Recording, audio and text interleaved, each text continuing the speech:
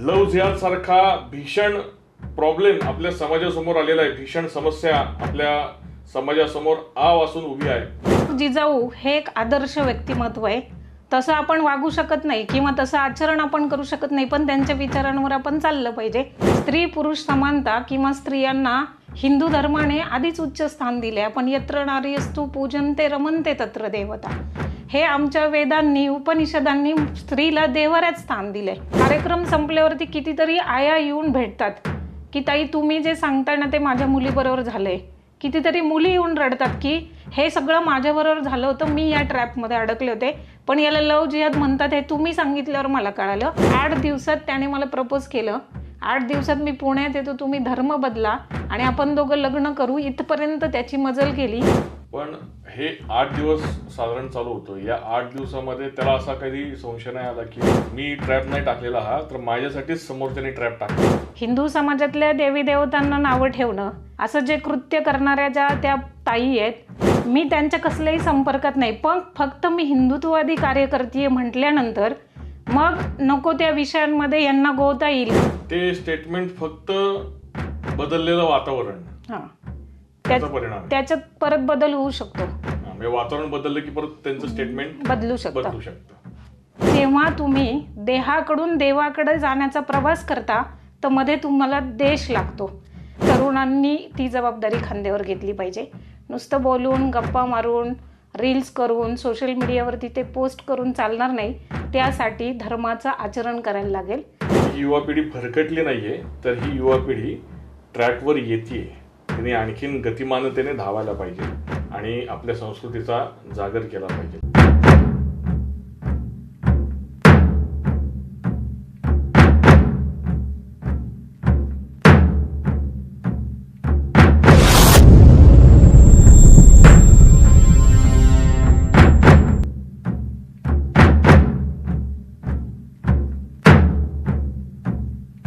जय शिवराय, जय श्रीराम.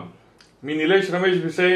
रग रग शंभू मेरा परिचय, रग रग शंभू मेरा परिचय. सॅफ्रॉन फेमिनाईन या आपल्या सिरीजमध्ये आज आपण ज्यांच्याशी गप्पा मारणार आहोत त्या आहेत सौ नलिनीताई वायाळ. विविध क्षेत्रात नलिनीताई कार्यरत असतात.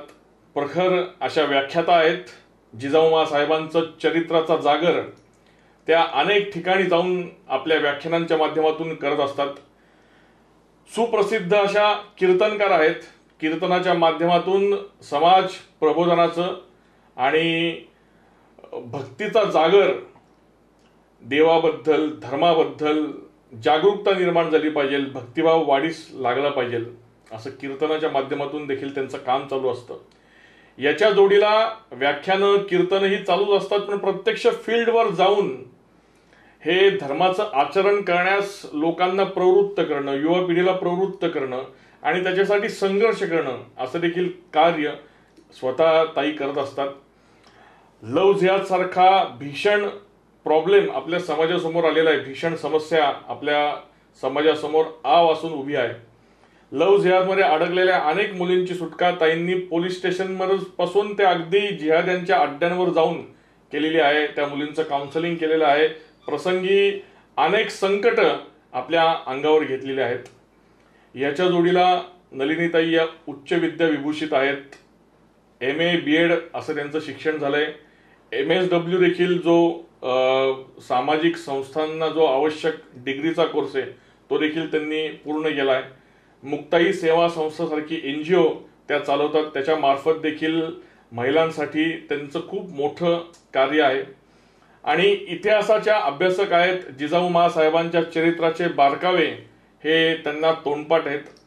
असं अतिशय धडाडीचं असं व्यक्तिमत्व, बेधडक स्टेटमेंट्स करणं, अतिशय विचारपूर्वक, जरी बेधडक असली तरी ती विचारपूर्वक स्टेटमेंट्स करणं हा नलिनीताईंचा स्वभाव आहे.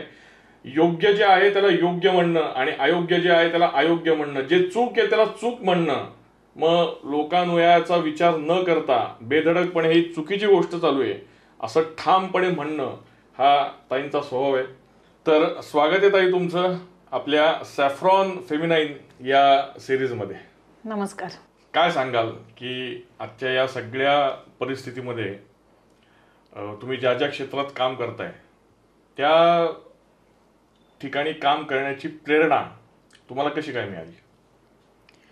खरं तर माझा जन्म ग्रामीण भागात झाला, त्यामुळे अनेक अशी सामाजिक प्रश्न खूप असतात तिथे ग्रामीण भागात. मुळात माझी प्रेरणा माझ्या घरातच. माझी आजी खूप मोठी सामाजिक कार्यकर्ती होती. जिजाऊ चरित्राचा अभ्यास, जिजाऊ माँसाहेबांचं गुणगान अगदी बालपणापासून ऐकत आलो आणि तिथून ती प्रेरणा मिळाली. घरात सामाजिक वातावरण आधीपासून होतं, आजी सामाजिक कार्यकर्ती असल्यामुळे, आणि मग ते कुठेतरी तो वसा वारसा आपल्यामध्ये आपोआप येत जातो, तसा तो माझ्यात आला आणि प्रवास सुरू झाला. म्हणजे या सगळ्या सामाजिक कार्याचा जो डोलारा उभा आहे त्याचा बेस जिजाऊ चरित्राचा जागर. बरोबर. आणि जिजाऊ चरित्राकडे वळण्यासाठी असं काय घडलं म्हणा, किंवा कशामुळे असं काय वातावरण तुमच्या घरामध्ये होतं, तुमच्या आजूबाजूला होतं, किंवा असे काय बाळकडून मिळाले की तुम्हाला जिजाऊ चरित्राकडे वळावं असं वाटलं? आपल्याकडे म्हणजे मुळातच अन्याय झाला, अपमान झाला की आपल्या समाजामध्ये संघर्ष करणं, त्याला प्रतिकार करणं हे हिंदू समाजात रक्तातच भिनलेलं असं मला वाटतं. आणि मग आमच्याकडे आजूबाजूला वस्तीमध्ये काही घडलं, गावामध्ये काही घडलं तर नेहमी घरातला कोणीतरी माणूस तो प्रतिकार करायला जाणार, त्याचा विरोध करायला जाणार. असं सगळं लहानपणापासूनचं वातावरण आमच्या घरात आधीपासून होतं. आणि मग माझी आजी आम्हाला जिजाऊ चरित्राच्या खूप कथा सांगायची. छत्रपती शिवाजी महाराजांचा आपण फक्त जय जयकार करतो, पण प्रत्यक्षात महाराजांना घडवण्यासाठी जिजाऊंनी आई म्हणून काय काय केलं, तर हे सगळं आम्हाला बालपणापासून ह्या कथा ऐकल्या. आणि मग जिजाऊ हे एक आदर्श व्यक्तिमत्व आहे, तसं आपण वागू शकत नाही किंवा तसं आचरण आपण करू शकत नाही, पण त्यांच्या विचारांवर आपण चाललं पाहिजे. ही जी प्रेरणा घरातून मिळाली, मग त्याच्यावरती आम्ही म्हणजे मी स्वतः की जिजाऊ चरित्राचा थोडासा अभ्यास करू. आणि जेव्हा आपण एखाद्या व्यक्तिमत्वाचा निलेश अभ्यास करतो, की जसं तुम्ही शंभू चरित्राचा अभ्यास करत आहे, जेव्हा आपण चरित्र ऐकतो ती गोष्ट वेगळी असते, पण ज्या वेळेला तुम्ही अभ्यासक म्हणून चरित्र अभ्यासायला जातात तर त्यांच्या वेदना, यातना, त्यांनी केलेला संघर्ष हे सगळं आपण फील करायला लागतो, अनुभवायला लागतो. पुस्तक वाचणं आणि प्रत्यक्ष काम करणं आणि त्या चरित्राचा अभ्यास करताना त्याचा अनुभव घेणं या खूप वेगळ्या गोष्टी आहेत. तर मग जिजाऊंना त्या वेळेला जो काही संघर्ष करायला लागला आणि त्यातनं त्यांचं जे व्यक्तिमत्व उभं राहिलं, आज फक्त आपण जिजाऊंचा जय जयकार करतो, पण त्यावेळच्या प्रतिकूल परिस्थितीमध्ये त्यांना जो काही संघर्ष करायला लागलाय त्यावेळची त्यांची मानसिक अवस्था, तसं बघायला गेलं तर सरदार घराण्यातल्या होत्या. आरामात राहू शकल्या असत्या, खाऊ शकल्या असत्या, बाकी इतर बायकांसारख्या मौज मजा करू शकत होत्या. पण मला समाजासाठी काहीतरी करायचं आहे, मला या भारतभूमीला एक राजा द्यायचा आहे, ही प्रेरणा जिजाऊ चरित्र अभ्यासताना कळते, दिसते. आणि मग जिजाऊंनी त्या वेळेला काय विचार केला असेल तो विचार आपल्याला जाणवायला लागतो. आणि मग तेवढं उत्तुंग व्यक्तिमत्व आपल्याकडे आदर्श म्हणू नये, तर आपण त्याच्या विचारांवरती चाललं पाहिजे, अशी प्रेरणा मला मिळाली. आणि मग मी त्यातनं जिजाऊ चरित्राचा अभ्यास करणं, गावोगावी जिजाऊ सांगता आली पाहिजे आणि ती मला जी समजली आहे ती प्रत्येकाला समजली पाहिजे. मग वेगळे संस्कार आणि वेगळ्या गोष्टी करण्याची गरज नाही असं मला वाटतं. म्हणून मी जिजाऊ चरित्र सांगायला आणि अभ्यासाला सुरुवात केली. वा, म्हणजे तुम्हाला तुमच्या आजीकडून जिजाऊ चरित्राचे बाळकडून मिळाले असं म्हणायला काही हरकत नाही. बरोबर. की आजीने तुम्हाला या सगळ्या गोष्टी शिकवल्या. तर असा कुठला प्रसंग जिजाऊ माँसाहेबांच्या चरित्रातला की जो तुम्हाला कायम भावतो, किंवा ज्यापासून तुम्ही खूप काही शिकलात, किंवा समाजाने या प्रसंगातून बरंच काही शिकण्यासारखं आहे असं तुम्हाला वाटतं? जिजाऊ माँसाहेब 7 महिन्याच्या गरोदर असताना शिवनेरीवरती गेल्या. आज आपली जर समाजाची परिस्थिती बघितली तर डे 1 पासनं बेड रेस्ट असं सुरू होतं आणि आम्ही विचार करतो की माझ्या पोटी छत्रपती जन्माला यावेत. तर जिजाऊ माँसाहेबांची आधी 4 अपत्ये गेली आहेत.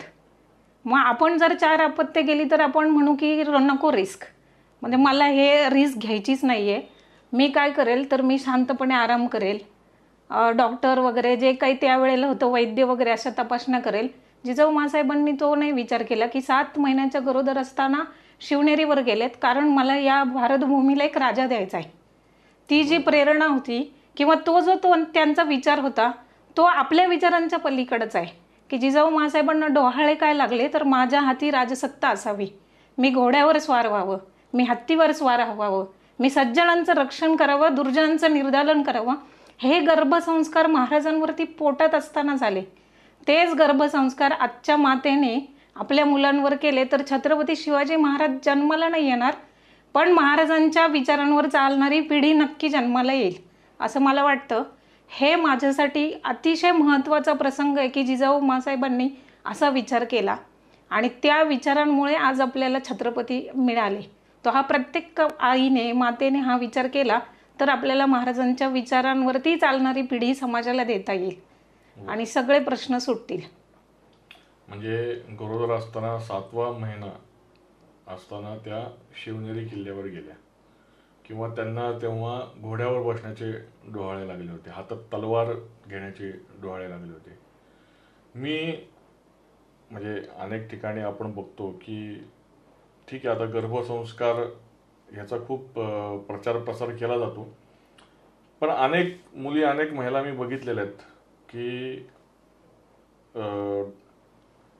पोटामध्ये गर्भ धारण केला आहे आणि त्या थिएटरमध्ये जाऊन पिक्चर्स बघतायत किंवा वेगवेगळ्या TV सिरियल्स बघतायत आणि सगळे म्हणजे ज्या ज्या गोष्टी करायला नाही पाहिजेत त्या सगळ्या गोष्टी करणं चालू आहे. ड्रिंक्स घेणं चालू आहे, सिगार ओढणं चालू आहे.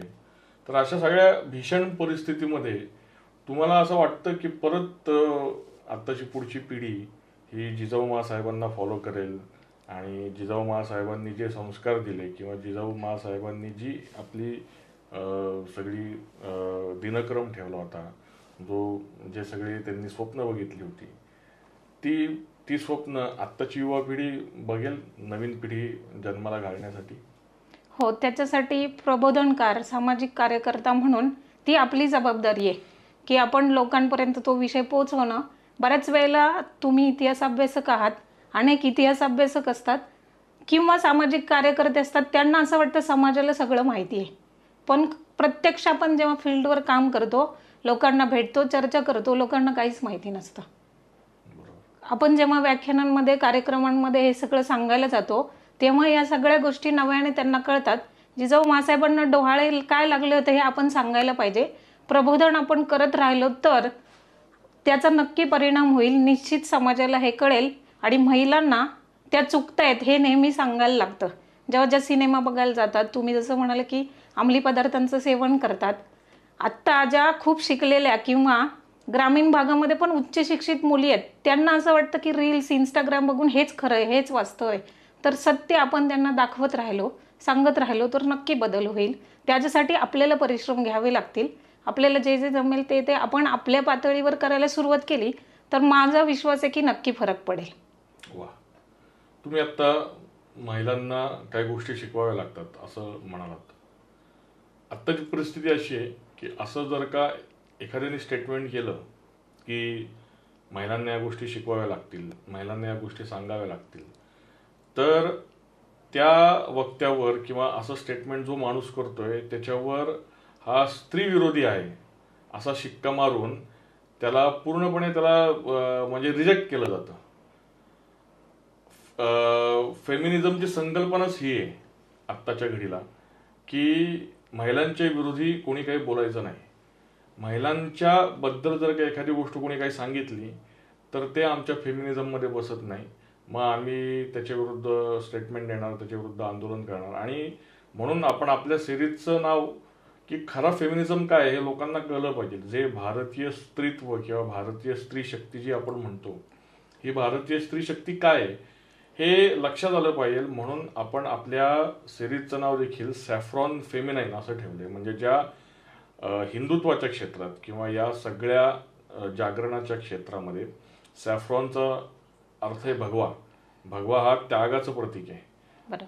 तर अशा त्याग करणाऱ्या महिला किंवा अशा हिंदू धर्म रक्षणाचं काम करणाऱ्या महिला, हिंदू धर्म हा त्यागाच्या व्यतिरिक्त काही शिकवत नाही, तर अशा महिला की ज्या आपापल्या क्षेत्रामध्ये हा पॉझिटिव्ह विचार घेऊन अग्रेसर होत आहेत, तर अशा महिलांच्या बरोबर आपण पॉडकास्ट करतोय.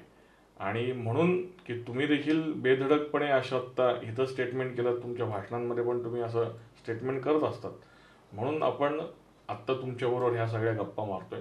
तर मला या सगळ्या पार्श्वभूमीवर असं विचारायचं आहे की काय तुमचं काय म्हणणं या सगळ्या फेमिनिझम, या सगळ्या स्त्रीवादी कार्यकर्त्या आणि ह्यांचं जे काही सगळं हिंदू धर्मावर टीका टिप्पणी चाललेली असते, हिंदू धर्म कसा स्त्री विरोधी आहे आणि मग आत्ताच्या काळामध्ये महिलांनी बाहेर आलं पाहिजे असं ते महिलांना प्रोवोक करतात आणि मग त्याचा फायदा काही समाजकंटक उचलतात. या सगळ्या पार्श्वभूमीवर तुम्ही या स्त्रीवादी आंदोलनाकडे कसं बघता किंवा तुमच्या दृष्टीने फेमिनिझम म्हणजे काय, तुमच्या दृष्टीने भारतीय स्त्री शक्ती म्हणजे काय, हे जाणून घ्यायचं.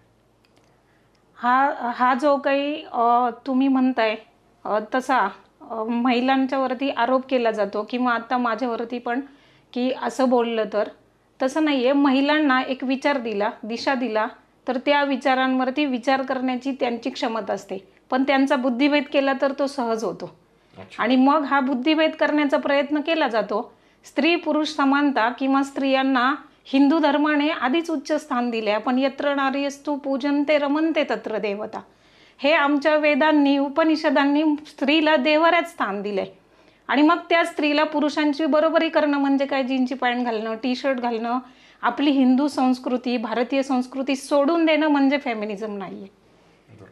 त्याच्यापासून परावृत्त करणं हा परकीयांचा पाश्चात्यांचा अजेंडा राबवण्याचं काही लोक प्रयत्न करतात. त्यासाठी ते आपला बुद्धिभेद करतात. आणि ज्या महिला अभ्यास करत नाहीत किंवा इन्स्टा रील्सवरनं इन्स्पायर झालेल्या असतात त्या नकळत या विषयांकडे वळतात. त्यासाठी जर आपण सामाजिक कार्यकर्ते म्हणून, प्रबोधनकार म्हणून आपण हे सांगायला गेलो, कालचंच उदाहरण सांगते की काल व्याख्यान झाल्यावरती 4-5 महिला येऊन मला स्वतः सांगतात की ताई तुम्ही हे सांगितलं नसतं तर आम्हाला कळालंच नसतं, आम्ही त्याच दिशेने विचार करत राहिलो असतो. साडी नेसणं किंवा भारतीय वेश परिधान करणं, कुंकू लावणं हे प्राऊड फील करण्याची गोष्ट आहे. डॉक्टर बाबासाहेब आंबेडकरांनी हिंदू ही जीवन पद्धती आहे आणि जगामध्ये विश्वामध्ये सगळ्यात चांगली जीवन जगण्याची पद्धती कुठली आहे तर हिंदू धर्मातली आहे. आणि ती पद्धती फॉलो करण्यापासून आपल्याला परावृत्त केलं जातं, तो आपला बुद्धिभेद केला जातो. हे महिलांना कळत नाही, ते सांगण्याची जबाबदारी आपली आहे. आणि जेव्हा आपण त्यांना ते सांगू की पुरुषांची बरोबरी करणं म्हणजे फेमिनिझम नाहीये, पुरुष कधी सुद्धा महिलांचा ड्रेस परिधान करण्याचा प्रयत्न करत नाहीत. ते कधी म्हणाले नाही की वेदांनी उपनिषदांनी स्त्रीला देवाऱ्यात स्थान दिलं, आम्ही त्यांची बरोबरी करतो. ते त्यांची वेशभूषा वापरतात, ते त्यांचं आचरण करतात, त्यांचा व्यवहार करतात. आपला बुद्धिभेद, महिलांचा बुद्धिभेद केला जातो की तुम्ही ड्रेस बदलला, तुमचा पोशाख बदलला, कुंकू तुमच्या कपाळावरचं गेलं म्हणजे तुम्ही काहीतरी मॉडर्न दिसता किंवा मॉडर्न झाला, असं नाहीये. तर माझा ड्रेस, माझी संस्कृती हे आपल्याला प्राऊड फील करण्यासाठी किंवा आपलं जे काही आहे ते चांगलं आहे हे दाखवण्यासाठी आपल्यामध्ये आधी आत्मविश्वास असला पाहिजे. आता मी सगळीकडे वावरते किंवा आपण ज्या उच्च शिक्षित चांगली पदं भूषवलेल्या, सुषमा स्वराज राजकीय आपण जर विचार केला तर सुषमा स्वराजांनी कुठे त्यांची संस्कृती सोडवली, राष्ट्रपती प्रतिभाताई पाटलांनी त्यांनी कुठे त्यांची संस्कृती सोडवली. म्हणून काही त्यांचा बुद्धी त्यांना जास्त कळत नाहीये किंवा त्यांना समजत नाहीये किंवा त्या आपल्या क्षेत्रामध्ये प्रगती करू शकत नाही असं नाहीये. तर आपला बुद्धिभेद केला जातो, महिलांना एक वेगळा नॅरेटिव्ह सेट केला जातो आणि त्या प्रवाहावर चालायला शिकवलं जातं. ते थांबवण्याची जबाबदारी सामाजिक कार्यकर्ते म्हणून, प्रबोधनकार म्हणून आपली आहे असं मला वाटतं. आणि जेव्हा आपण एखादी गोष्ट पटवून देऊ, एखाद्याने वारंवार सांगितलं की हा माणूस मूर्ख आहे, तर आपण तसंच विचार करायला लागतो की हा मूर्ख आहे. मग भारतीय संस्कृतीमध्ये कुंकू लावणं म्हणजे काहीतरी ऑर्थोडॉक्स आहे, साडी घालणं म्हणजे काहीतरी ऑर्थोडॉक्स आहे, तर मग पुढची पिढी तसंच विचार करायला लागते की अरे हे असं म्हणजे ऑर्थोडॉक्स आहे. आणि आपण जीन्समध्ये राहिलो, जीन्समध्ये वावरलो, कुंकू नाही लावलं म्हणजे आपण काहीतरी मॉडर्न झालो, प्रगल्भ विचारांचे झालो, असा आपल्यावरती एक पाश्चात्यांचा जो अजेंडा आहे तो राबवण्याचा. इंग्रज भारतातून गेले पण त्यांची जी काही संस्कृती आहे, त्यांचा जो काही अजेंडा आहे ते इथंच सोडून गेले आणि ते राबवणारे त्यांचे अनुयायी अजून इथं आहेत आणि ते सगळं आपल्यावरती ते बिंबवतात. आणि म्हणून मग आपल्याला खोट्या गोष्टी सुद्धा बरोबर चांगल्या असं वाटायला लागतात. वा, म्हणजे थोडक्यात हे जे काय फेमिनिझमच्या नावाने जे काही सगळं चालू आहे हे सगळं चुकीचं आहे. बरोबर. आणि मग असं वाटत नाही का तुम्हाला की कुठंतरी मग खरा फेमिनिझम काय आहे किंवा भारतीय नारी शक्ती, भारतीय स्त्री शक्ती ही काय, ही म्हणावी तेवढी ती संकल्पना, तो विचार पुढं आलेला नाहीये? भारतीय संस्कृती म्हणजे काय, जेव्हा देव सुद्धा हरायची परिस्थिती येते त्यावेळेला ते शक्तीची आराधना करतात, शक्तीचीच पूजा करतात, शक्तीलाच आवाहन करतात.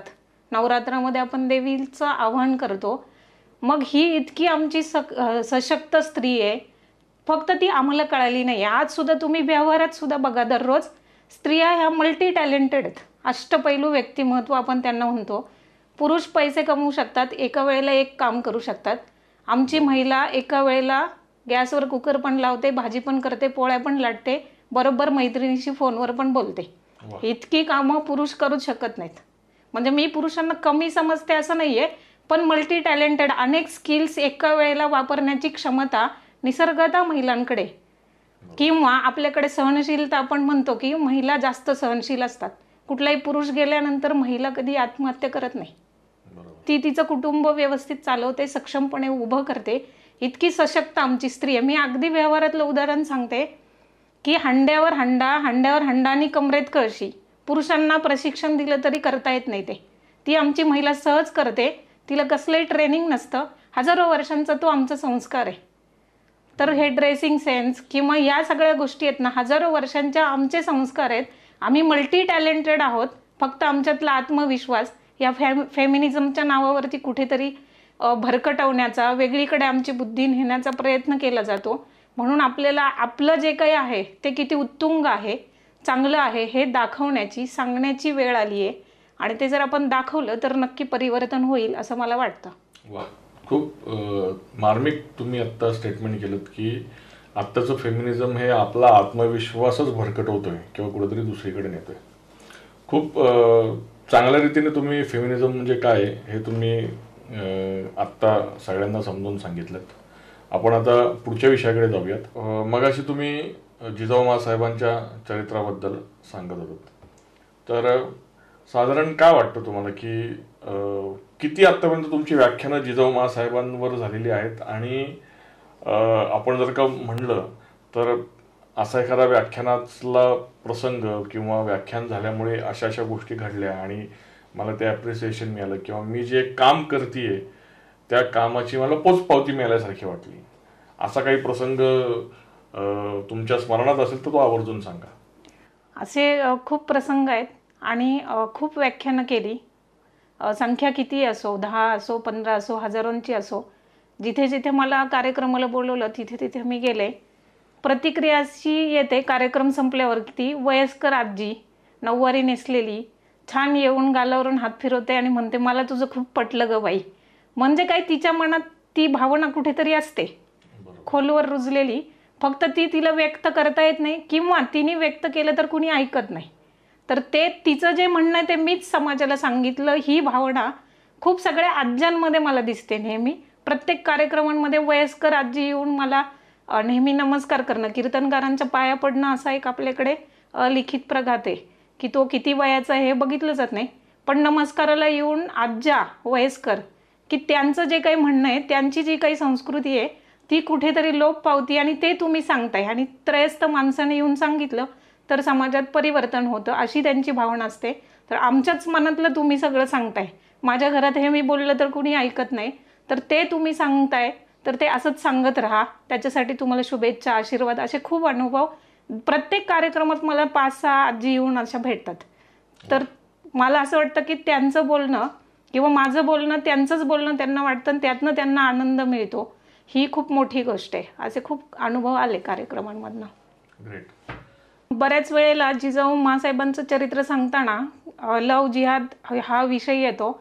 तर लव जिहादमध्ये जिजाऊ माँसाहेबांच्या वेळेला पण जिहादी प्रवृत्ती होतीच. तर मी त्या अनुषंगाने काही बोलत असताना मग आत्ता लव जिहाद कसा घडतो, नेमकं लव जिहाद म्हणजे काय असं सांगत असताना कार्यक्रम संपल्यावरती कितीतरी आया येऊन भेटतात की ताई तुम्ही जे सांगताय ना ते माझ्या मुलीबरोबर झालंय. कितीतरी मुली येऊन रडतात की हे सगळं माझ्याबरोबर झालं होतं, मी या ट्रॅपमध्ये अडकले होते, पण याला लव जिहाद म्हणतात हे तुम्ही सांगितल्यावर मला कळालं. अदरवाईज आम्ही त्यांना की प्रेमाच्या जाळ्यात अडकली किंवा कोणीतरी फसवली असं म्हणून आम्ही त्याच्याकडे दुर्लक्ष करत होतो. तर अशा 10-15 केसेस तरी आहेत की ज्या मला कार्यक्रमांमधनं स्वतः अप्रोच झालेत की आमच्याकडे लव जिहादचं प्रकरण घडलंय किंवा धर्मांतरणाच्या गोष्टी घडल्यात.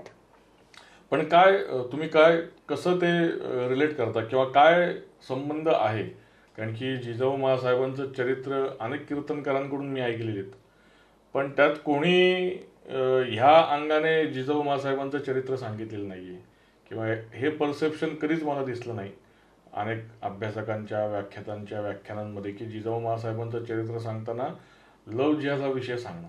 तर अशा काय गोष्टी आहेत की त्या काळी घडलेल्या आणि जे आत्ता घडत आहेत असं सांगड घालून तुम्ही हा विषय लोकांपर्यंत नेता? शहाजीराजे निजामशाहीकडे चाकरी करायचे. मग एखादा सरदार आपल्याकडे नोकरी करतोय तर त्याच्या कुटुंबातली महिला सुद्धा उचलून नेलं.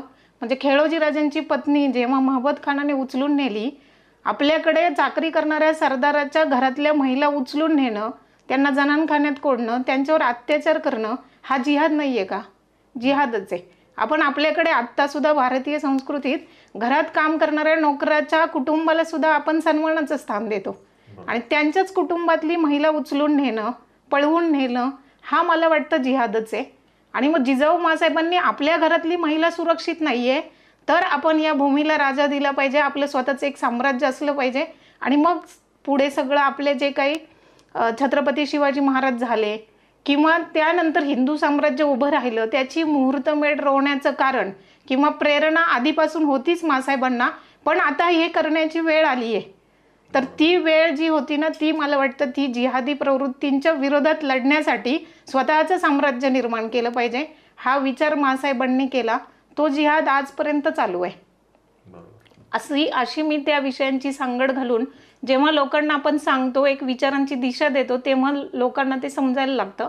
आत्ताही खूप घरांमध्ये खूप कुटुंबांमध्ये लव जिहाद घडतं, पण याला लव जिहाद म्हणतात हे कधी कळतं जेव्हा श्रद्धा वालकरचे 35 तुकडे फ्रीजमध्ये सापडतात तेव्हा लोकांना कळतं की ही लव जिहाद आहे. नाही तर मग हे एक हत्याकांड आहे म्हणून आपण त्याला सरळ सोडून देतो किंवा वेगळं काहीतरी त्याला लेबल लावतो, क्रायटेरिया लावतो आणि लोक विसरून जातात. बरोबर. थोडक्यात तेव्हा महाबत खानाने जे खेळोजी राजांच्या पत्नीला उचलून नेलं तो जिहाद होता. तेव्हा काही ही 17व्या शतकातली गोष्ट आपण म्हणतोय, तेव्हा काफिरांची बायको किंवा काफिरांच्या बायका म्हणून परस्पर उचलून घेऊन जायचे ते आपल्या ताकदीच्या बळावर, तलवारीच्या बळावर. आत्ता असं करता येत नाही म्हणून प्रेमाचं नाटक करून हा जिहादी तिला आपल्या ट्रॅपमध्ये फासतो. बरोबर. तर एवढाच फक्त फरक आहे, पण तो जिहाद तेव्हाही तसाच होता आणि आत्ताही तसाच आहे. त्यामुळे पुन्हा आत्ता देखील आपल्याला जिजाऊ माँसाहेब आणि शिवछत्रपतींच्या विचारांची गरज आहे असं म्हणायला हरकत नाही. बरोबर. मला ह्याच्यात आणखीन की हा जो कंगोरा तुम्ही जिजाऊ चरित्राचा सांगता की केलं किंवा त्यांची ती प्रेरणा जी होती हिंदवी राज्य निर्माण करण्याची, त्या सगळ्या संकल्पाला महाबत खानाने हे जे काही केलं त्यामुळे आणखीन प्रकर्षाने त्यांना ह्या सगळ्या गोष्टी कराव्याशा वाटल्या. पण आत्ताच्या या सगळ्या पार्श्वभूमीवर तुम्ही स्वतःच तुम्ही म्हणालात की जिजाऊ चरित्रातून मी हा सगळा विषय मांडते, पण मी जरा तुमच्याबद्दल सगळा रिसर्च करताना असं मला जाणवलं की असे काही प्रसंग, या प्रसंगांना तुम्हाला देखील सामोरं जावं लागलं आहे. तर काय झालं होतं? छत्रपती संभाजीनगरचे एक पोलीस ऑफिसर ते माझा हा मोबाईल नंबर वापरायचे आणि पूर्वी आपल्याकडे ऑनलाईन रिचार्ज करायची काही सोय नव्हती. आपण एखाद्या मोबाईल शॉपीमध्ये जायचो आणि मोबाईल नंबर तिथे देऊन तो त्याच्या स्वतःच्या मोबाईलवरनं मोबाईल रिचार्ज करायचा. तिथे संभाजीनगरमध्ये कुठेतरी मोबाईल रिचार्ज करत असतील तर हा मोबाईल नंबर त्या रजिस्टरला नोट डाऊन होता आणि नंतर त्यांनी काही कारणांनी बंद केला. मग कंपनीकडनं मी तो नंबर घेतला आणि मग त्यांचे जे काही आधीचे कॉल्स होते ते मला येत राहायचे. मी त्यांचा नवीन नंबर त्यांना द्यायचे. तर जिथे माझा हा मोबाईल नंबर रजिस्टर होता तिथनं मला एक फोन आला की साहब है क्या.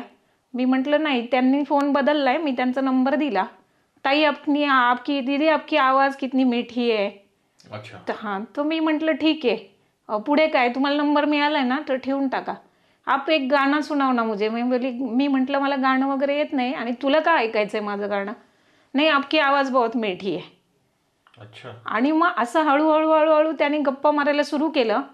मी ऑलरेडी जिजाऊ माँसाहेबांचा अभ्यास करत होते, लव जिहादच्या काही केसेसचं काउन्सिलिंग करत होते, त्यामुळे माझ्या लक्षात आलं की हा जिहादी आहे. मग मी थोडंसं की खरंच अशा गोष्टी घडताना नेमकं मुलींबरोबर काय होतं, त्यांना कसं ट्रॅप करतात हे समजून घेण्यासाठी मी त्याच्याशी गप्पा मारायला सुरू केली.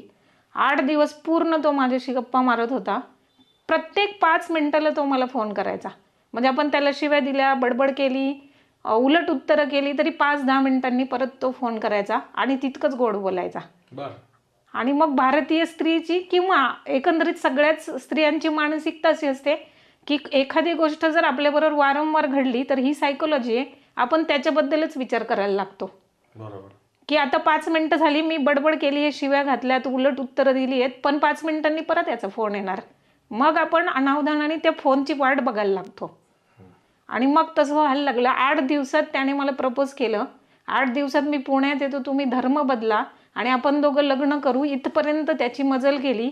तर तो मुलींना, म्हणजे अशा किती जिहादी एका वेळेला काम करतात आणि मुलींना कसं ट्रॅपमध्ये अडकवतात याचा मला सगळा उपयोग काउन्सिलिंग करताना झाला.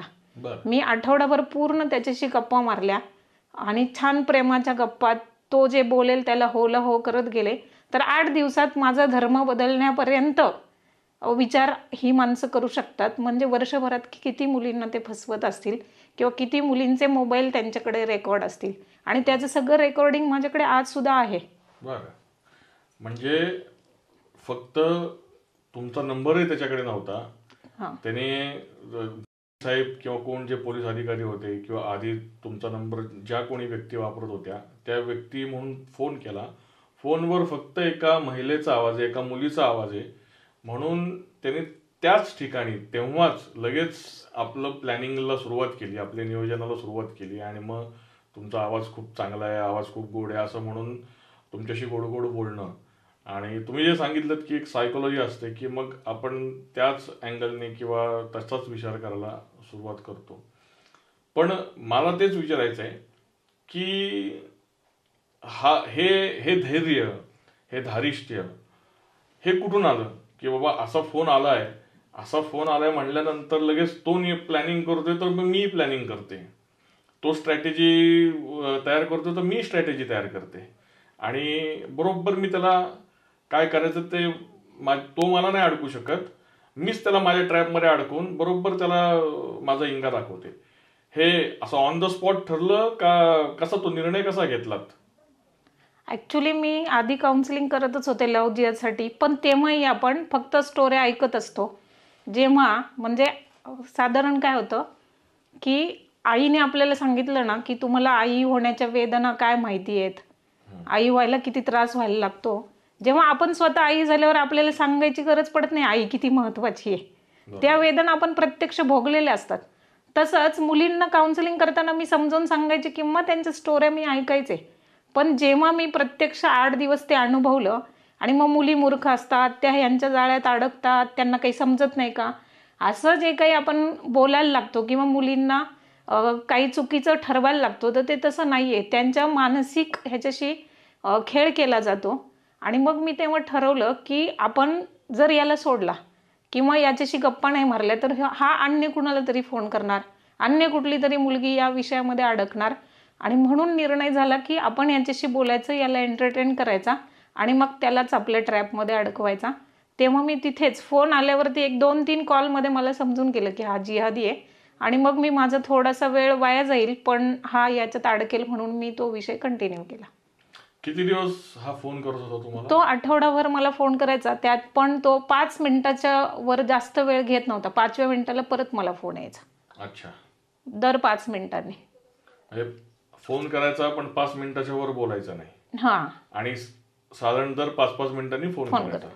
म्हणजे ही काही थोडंसं सायकोलॉजीचा अभ्यास करून त्यांनी पण अशी काही ट्रिक वापरली होती असं म्हणायचंय तुम्हाला? म्हणजे एक मानसशास्त्राचा अभ्यासक म्हणून मला असं वाटतं की आपण जसे सिरियल बघतो काही पिक पॉइंटला येऊन आपण ते सिरियल बनवणारे सोडून देतात, तसं हे लोक एका लेवलपर्यंत तो गप्पा मारणार आणि असं काहीतरी सस्पेन्स आला तर आपण उद्या सिरियलची वाट बघतो, तसं तो तिथे ते ब्रेक करणार. म्हणजे 5 मिनिटं पुढच्या ही मला वाट बघणार माझ्या फोनची.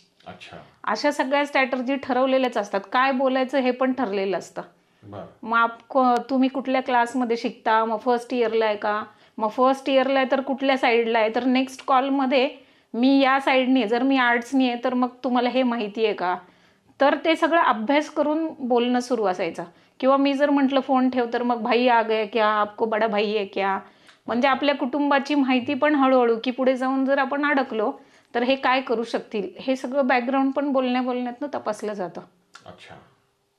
पण हे 8 दिवस साधारण चालू होतं. या 8 दिवसामध्ये त्याला असा कधी संशय नाही आला की मी ट्रॅप नाही टाकलेला हा, तर माझ्यासाठीच समोरच्याने ट्रॅप टाकलेला आहे? कारण मी ट्रेंड होते. जर दुसरी मुलगी असती तर 101% ती जिहादची शिकार होती. मला ऑलरेडी ही संकटं माहिती आहेत, आपण त्या विषयात काम करतो, म्हणून मी तितक्या सजगपणे तो विषय हाताळला. नवीन कुणी मुलगी असती, महिला सुद्धा त्या ट्रॅपमध्ये 100% अडकणार, इतकं प्लॅनिंग आणि व्यवस्थित गप्पा असतात. अच्छा.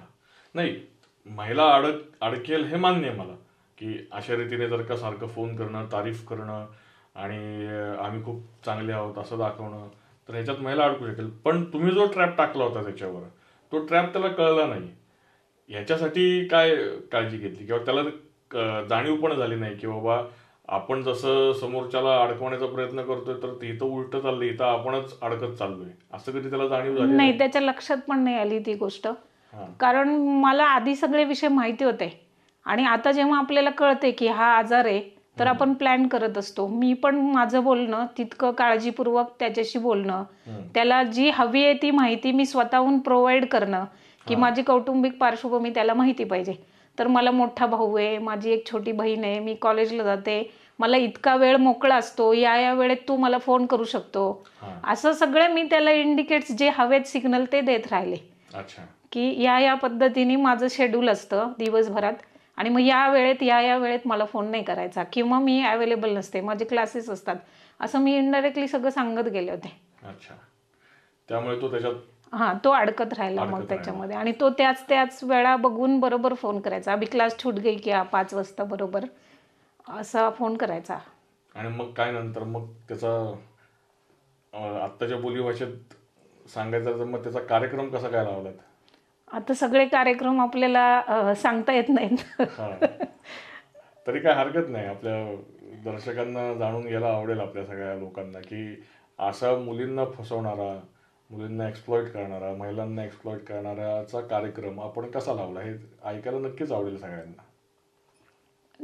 काय होतं की त्याला मोकळा सोडला तर तो नवीन काहीतरी करणार. तर आपल्याकडे अशी खूप सामाजिक कार्यकर्ते आहेत की त्याची व्यवस्था बरोबर लागते, म्हणजे त्यांनी स्वतःच त्याची कब्बर खांदली होती, त्याच्यामध्ये तो पडणार होता.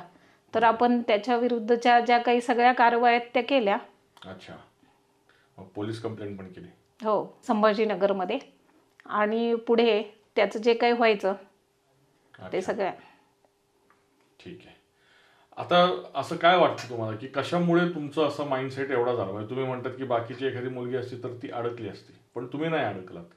तर काय तुम्ही सांगाल आत्ताच्या मुलींना, महिलांना, की असा जेव्हा फोन येतो, कारण की आता हे तर अतिशय म्हणजे याचं जनरलायझेशन झालंय किंवा सार्वत्रिकरण झालंय की एखाद्या महिलेशी थोडी ओळख नाही होती की त्या महिलेची तारीफ करणं, त्या महिलेच्या पुढं मागं करणं, लाळमोठेपणा करणं आणि कौतुक करणं, आणि मग ती मुलगी, ती महिला ही लगेच पाघळते. पाघळून तो समोरचा मुलगा जे म्हणेल ते करायला ती तयार होते. मी तर अनेक केसेसमध्ये असं ऐकलंय की अनेक मोठमोठी गिफ्ट्स दिली जातात. मोठमोठी कशाला, छोटी काहीतरी छातूरमातूर गिफ्ट्स देऊन देखील मुलींना या ट्रॅपमध्ये अडकवलं जातं. तर कुठंतरी मग असं नाही वाटत का की ठीक आहे, जिहाद्यांचं काम करतायत, पण आपला समाज किंवा आपल्या माता, आपल्या पिढीला घडवण्याचं, आपल्या मुलींना संस्कार देण्याचं काम ह्यांच्याकडून खूप राहून जाते म्हणा, किंवा खूप आपण हे करण्याकडे दुर्लक्ष केलंय, असं काही कुठं वाटत नाही का? म्हणजे आपण लोकांवर दोषारोपण करण्यापेक्षा, जिहाद्यांचं काम करतात त्यांना दोष देण्यापेक्षा आपण म्हणजे कधीतरी आपल्यातले दोष जे आहेत शिरलेले त्याच्यावर काही उपयोग करणार आहोत का नाही? म्हणून जिजाऊ मासाहेबांचं चरित्र घराघरात पोहोचणं, त्याची पारायण होणं आवश्यक आहे. कारण जिजाऊ मासाहेब समजल्या तर प्रत्येक आईला आपली कर्तव्य समजतील. आई जेव्हा अवेअर होईल, तिला सगळ्या गोष्टी समजतील, तर त्या मुलींना आपोआप कळतील. म्हणजे माझी मुलगी भविष्यात काय करेल मला माहिती नाही, पण ती जिहादमध्ये नक्की अडकणार नाही हे मला माहिती आहे. अच्छा. कारण की आई म्हणून मला जिहाद माहिती आहे, मी जे काही समाजात काम करते ते तिला माहिती आहे. तर प्रत्येक आईने आपला धर्म, आपली संस्कृती, आपले विचार, जिजाऊ चरित्र आपल्या घरामध्ये त्याची पारायण झाली पाहिजे. जेव्हा जिजाऊ माँसाहेबांच्या जाऊबाईंचा प्रसंग घरात मुलींना कळेल, तर प्रत्येक जिहाद्याकडे बघताना किंवा नंबर शेअर करताना, समाजात वावरताना मुली निदान त्या अँगलने विचार तरी करायला लागतील. आणि मग हे सगळं आपल्याला थांबवता येईल. आत्ता काय होतं, सर्व धर्म समभाव किंवा असं काहीच नसतं, किंवा हे जे काही पुरोगाम्यांनी बुद्धिभेद करण्याचा प्रयत्न केलाय त्यामुळे मुलींची द्विधा मनस्थिती झाली की नक्की हे खरं का ते खरं. तर आई म्हणून समाजातल्या प्रत्येक आईची जबाबदारी आहे की आपल्या मुलींना एक दिशा देणं, एक अँगल देणं आणि त्याच पद्धतीने विचार करायला शिकवणं, म्हणजे त्या तयार राहतील असं मला वाटतं. बरोबर. पण कसं रोखणार हे सगळं भीषण अशी प्रचंड वेगाने रसातळाला जाणारी ही समाजाची स्थिती? कारण की हे तर आपण प्रत्यक्ष फोनवरून तुमची तारीफ केली, तुमच्याशी त्यांनी हळूहळू बोलायला सुरुवात केली आणि ट्रॅपमध्ये अडकवायला सुरुवात केली आणि तुम्ही त्याला पुरून उरलात आणि त्यालाच अडकवलं. पण इथे आता सोशल मीडिया चा इतका वापर केला जातो या सगळ्या युवा पिढीकडून की एखादा फोटो एखाद्या मुलीने जर का फेसबुकवर किंवा इंस्टाग्रामवर टाकला, आणि आजकाल तर वाटेल तशी रील्स बनवले जातात, तर त्याच्यावर येणाऱ्या कमेंट्स, त्याच्यावर मिळणारे लाईक्स, त्या तुमच्या मेसेज बॉक्समध्ये पर्सनलला येणाऱ्या सगळ्या तुमचे कॉम्प्लिमेंट्स, आणि या कॉम्प्लिमेंट्समुळे हवेत गेलेली ती मुलगी की तिला असं वाटत असतं की या जगात फक्त मीच सुंदर आहे आणि सगळेजण जाताना माझ्याकडेच बघतात. बाहेर पडली की सगळ्यांच्या नजर जरा माझ्यावर खिळलेल्या असतात आणि या गोष्टीचा तिला एक प्रचंड अहंकार म्हणा किंवा एक स्टेटस तिला वाटायला लागतं.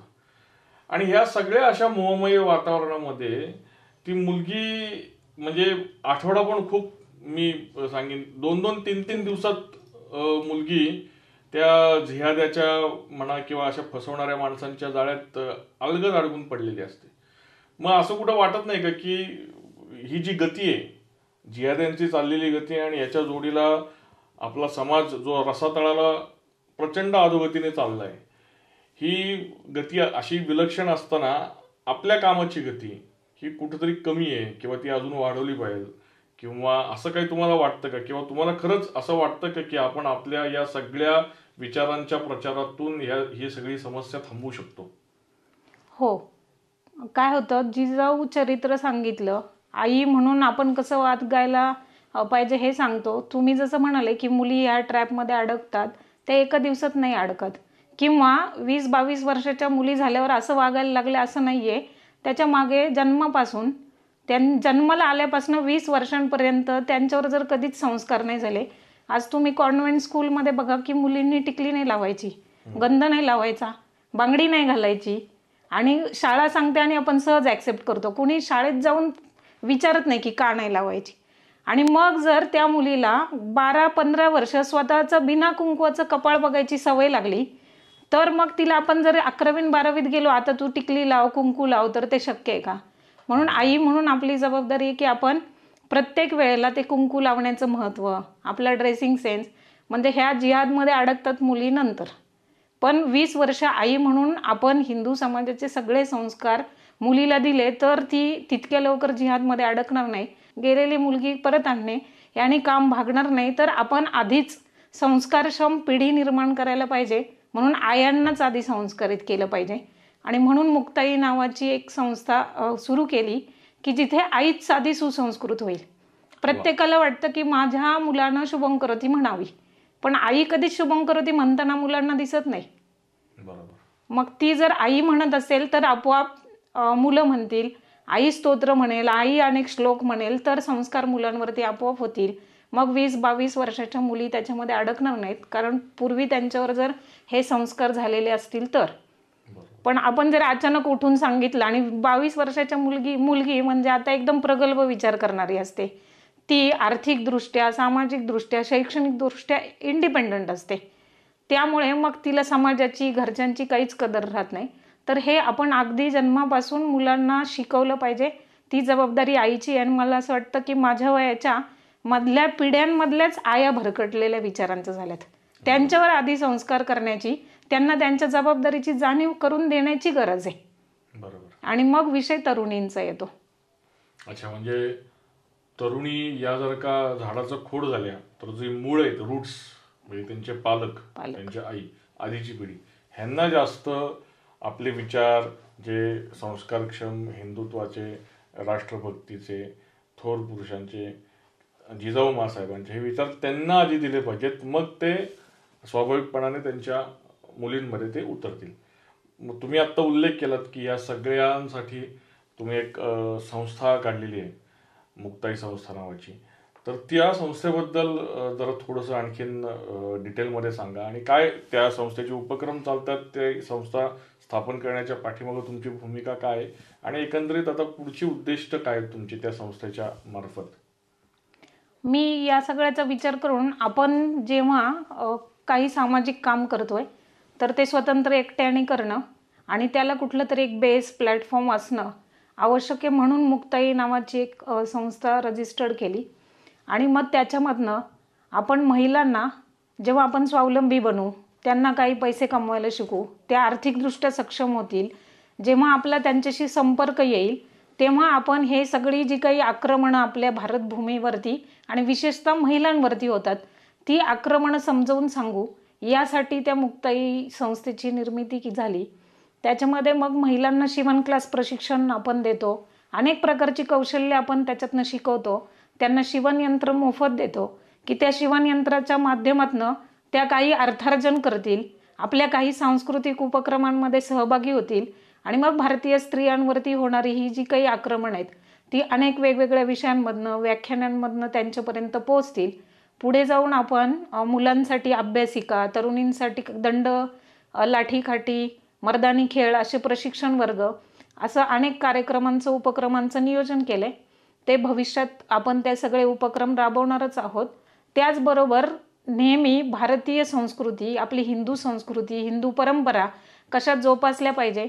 आज आपल्याकडे नवरात्रीचा उत्सव आला किंवा गणेश उत्सव आला की होम मिनिस्टर नावाचा एक बोगस कार्यक्रम चालतो की जिथे महिलेचा 5-5 मिनिटाला अपमान केला जातो आणि ते एका पैठणीसाठी आमच्या महिला तिथे उड्या मारत येतात.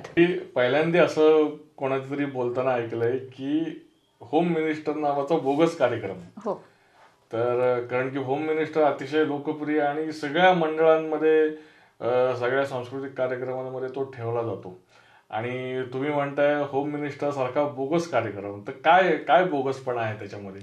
बोगसपणा म्हणजे यत्र नार्यस्तु पूजन्ते रमन्ते तत्र देवता असं म्हणतो आपण.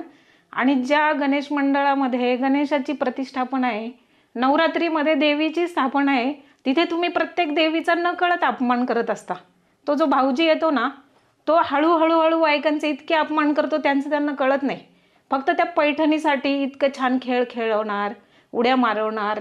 पण त्याच्यातनं जर आपण बघितलं तर महिलेचा इतका गुप्त शांतपणे तो अपमान होतो, आणि मग महिला आमचे स्तोत्र पठण, अथर्वशीर्ष म्हणणं, देवी कवच म्हणणं हे सेकंड प्रायोरिटीला जातं, आणि तिथे उभं राहून होम मिनिस्टरची ती साडी मिळवणं ही आमची फर्स्ट प्रायोरिटी बनते.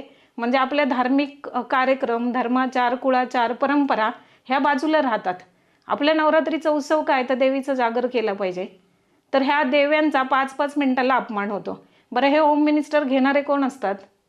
पुरुष असतात. एखादी स्त्री का नाही की तिथे भगिनी भाव जोपासला जावा म्हणून एखादी स्त्री होम मिनिस्टरचे कार्यक्रम करते? असं कधी होत नाही. किंवा त्या गोष्टीला जर आपण थांबवलं नाही ना तर पुढे जाऊन देवीची गाणी वाजत नाही, मग तिथे झिंगाट चिंगाट अशीच काहीतरी गाणी वाजतात आणि त्याच्यावरती महिला नृत्य करणं, आणि मग तो हळूहळू विषय सगळा आपण जसं म्हणतो की देवी देवतांच्या समोर जी काही पाश्चात्यांची गाणी किंवा जे काही संगीत आहे ते नको. मग हे सगळं हळूहळू त्यातनं सुरू होतं, आणि मग त्याचं म्हणजे धार्मिक कार्यक्रमांमध्ये महिलांना नाचवलंच पाहिजे, डान्स केलाच पाहिजे. प्रत्येक गणेश मंडळाच्या समोर नाच करणं, डान्स करणं ही प्रायोरिटी बनली आता. तर हे कुठेतरी थांबवलं पाहिजे, म्हणून मी प्रत्येक कार्यक्रमांमध्ये सांगते की हा बोगस कार्यक्रम आहे. आणि काल माझं जे व्याख्यान झालं ना, तिथे बायकांनी स्वतःच विरोध केला की उद्या आमच्याकडे जो पैठणीचा खेळ होणार आहे तो करायचा नाही, बंद. तिथे म्हणजे आपण 25च महिला होत्या, पण माझं व्याख्यान झाल्यानंतर त्यांनी मंडळाला सांगितलं की आपल्याकडे होम मिनिस्टर कार्यक्रम करायचा नाही. तर हा जो बोगसपणा त्यांच्या लक्षात आणून दिला तर महिलांना, मी मगाशीच म्हटलं की आपण एक विचारांना दिशा दिली की त्या विचार करू लागतात. त्यामुळे आम्ही आमचा अपमान होतो हे कधीच लक्षात घेत नव्हतो की ते गंमत असते, हसणं असतं, पण तसं नाहीये. त्याच्या मागची जी विचारधारा आहे, कुठलाही कट्टर हिंदुत्ववादी हिंदू विचारांचा अँकर तसं करणार नाही. तो वेगळ्या दिशेने तुम्हाला घेऊन चाललाय. हे सुद्धा आक्रमण आहे असं मला वाटतं की हे आक्रमण आहे. आणि ते हळूहळू इतकं वाढत जाईल की आपल्या नकळत आपण इतके त्यात वाहत जाऊ की नंतर मग खूप वेळ निघून गेलेली असती हे सगळं शोधण्यामागे. त्यापेक्षा ते सुरू व्हायच्या आधी थांबवलेलं बरं. अनेक कार्यक्रम आहेत आता इलेक्शन पिरियडमध्ये. अनेक नगरसेवक इलेक्शनचं वारं आलं की प्रत्येक जण हा कार्यक्रम राबवतो, कारण त्यांना त्यांची वोट बँक चालवायची असते. पण आपण आपल्या धार्मिक सणांचं पावित्र्य त्यातनं संपवतोय हे लक्षात येत नाही आपल्या. बरोबर. खूपच मार्मिक तुम्ही मुद्दा आत्ता सांगितलात की म्हणजे एका प्रकारे जिहाद्यांचं थेट आक्रमण करत असतो आणि त्या आक्रमणांना पोषक अशी जी सगळी मशागत केली जाते ती सगळी अशा कार्यक्रमांमधून सेक्युलरवाद, आधुनिकतावाद किंवा आम्ही खूप आधुनिक आहोत, आम्ही खूप मॉडर्न आहोत, आम्ही सर्वसमावेशक आहोत, आम्ही स्त्री पुरुष समानता मानणारे आहोत आणि त्यामुळे आमच्यामध्ये हा जॉनर आहे, आमच्यामध्ये हा हुनर आहे, त्यामुळे मग आम्ही फक्त विरंगुळा करतोय, म्हणून आम्ही फक्त टाइमपास करतोय, आम्ही फक्त जोक मारतोय, असं म्हणून इनडायरेक्टली आपल्या महिलांचा, मातृशक्तीचा अपमान करणं, स्त्रियांचं जे एक त्यांच्याबद्दल असलेला आदर असतो तो आदर हा समाप्त करून टाकणं आणि एका प्रकारे वैचारिक वातावरण सगळं कलुषित करून टाकणं, वैचारिक प्रदूषण निर्माण करणं अशा कार्यक्रमातून, की अशी ही एका प्रकारे मशागत झाली की मग बरोबर जिहाद्यांचं काम करतो.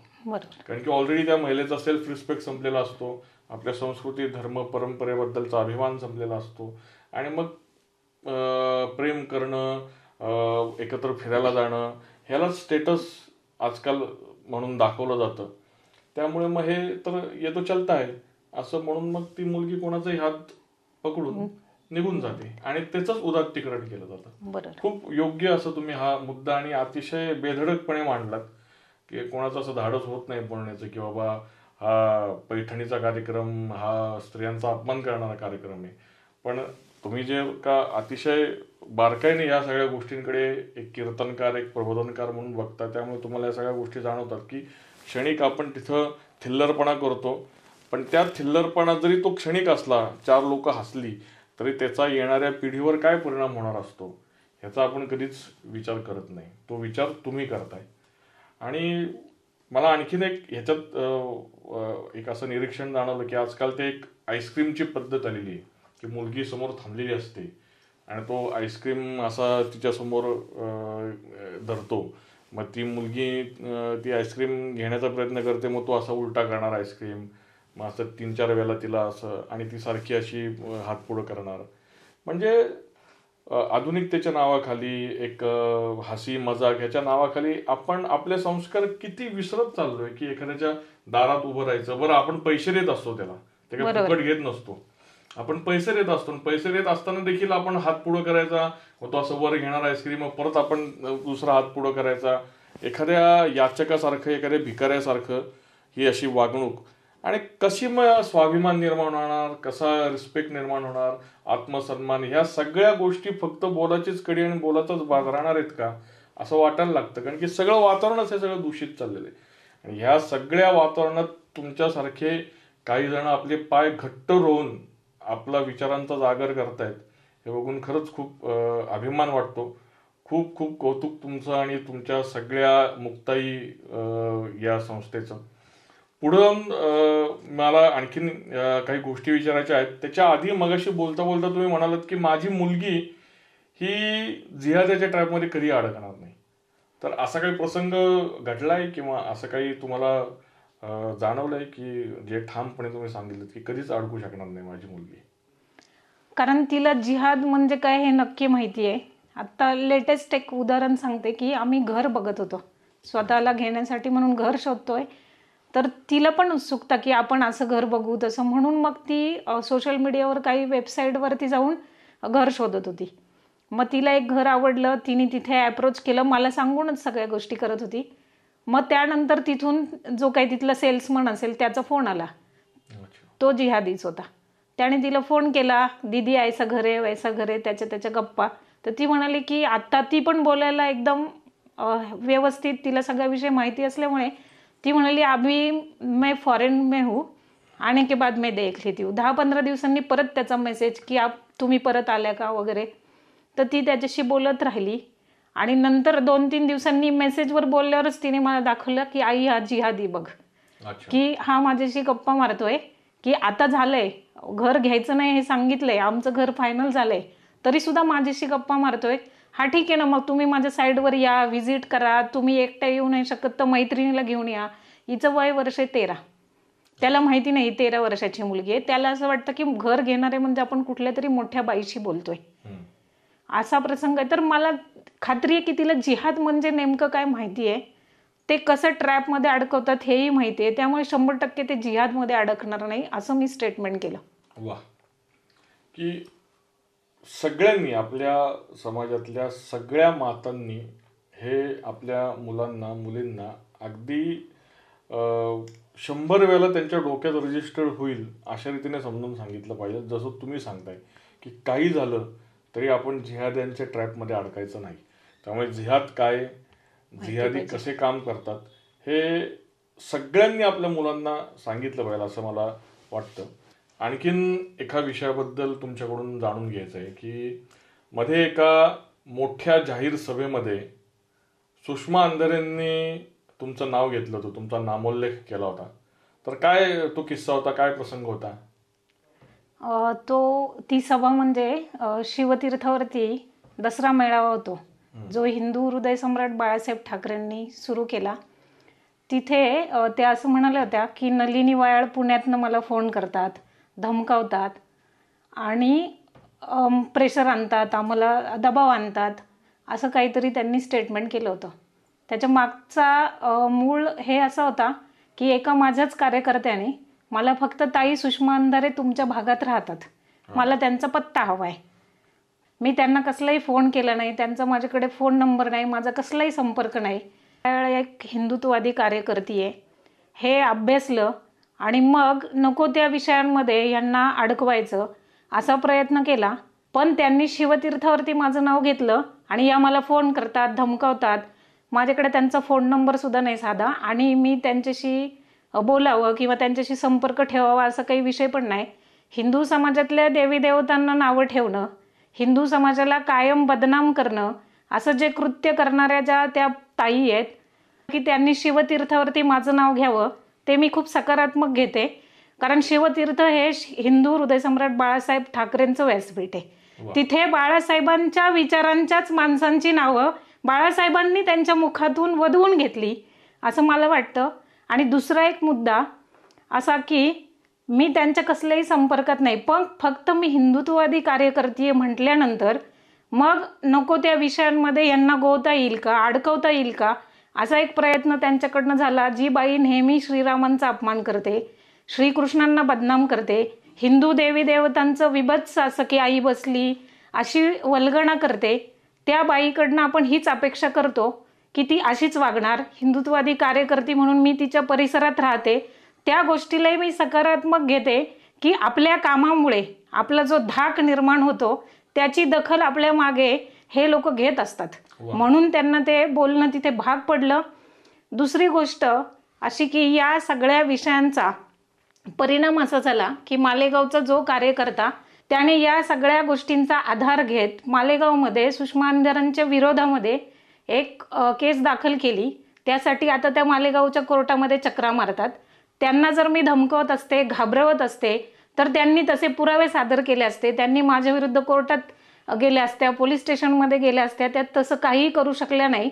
उलट दुसऱ्या दिवशी प्रेस घेऊन त्यांनी असं सांगितलं की त्या काय काम करतात, त्यांचं बॅकग्राऊंड काय हे मला माहिती नाहीये, आणि पण तरीसुद्धा एक VVIP नंबर आहे त्याच्यावरनं मला फोन आला आणि आता तो फोन लागत नाही. माझा नंबर थोडासा वेगळा आहे, तो VVIP असा वाटतो, म्हणून त्यांनी असं मग थोडंसं बॅकफुटला जाणं असा सगळा विषय घेतला.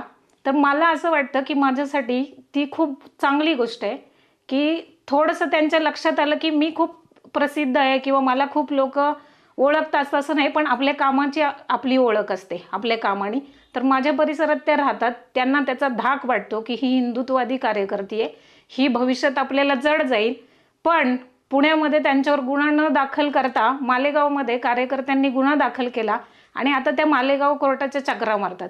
तर आमच्या देवी देवतांवरती टीका टिप्पणी केल्यानंतर असंच त्यांच्याबरोबर घडणार आहे आणि भविष्यात असे काही प्रसंग आले तर आम्ही त्यांना सोडणार नाही, हे पण नक्की. वा, काय काय मालेगाव कोर्टामध्ये कुठला खटला दाखल केला आहे तुमच्या कार्यकर्त्यांनी? अमन परदेशी म्हणून आमचा कार्यकर्ता आहे, त्याने सुषमा अंधारेंनी आमच्या देवी देवतांचा अपमान केला. आमच्या देवी देवतांचा अपमान केल्यामुळे हिंदू समाजाच्या भावना दुखावल्या. आणि दुसरी गोष्ट की त्यांना आम्ही कधीही फोन केलेला नाही, आम्ही कधीही त्यांना दबाव त्यांच्यावर टाकलेला नाहीये. तर मानहानीचा गुन्हा असे 2 गुन्हे त्यांच्यावरती दाखल केलेत आणि आता त्या मालेगाव कोर्टात जातात. म्हणजे धमकवलं, त्यांना दबाव आणला, असे जे त्यांनी त्या सभेमधून किंवा प्रेस कॉन्फरन्समधून जे काही सगळे आरोप केले ते सगळे खोटे होते. बरोबर, ते खोटे आणि बिनबुडाचे. जर खरे आरोप असले असते तर शांत बसणारी बाई एखादी, ती इतकी आगस्थळी बाई आहे, तिला एवढंसं काही मिळालं तर एवढं करून सांगण्याची त्यांना सवय आहे.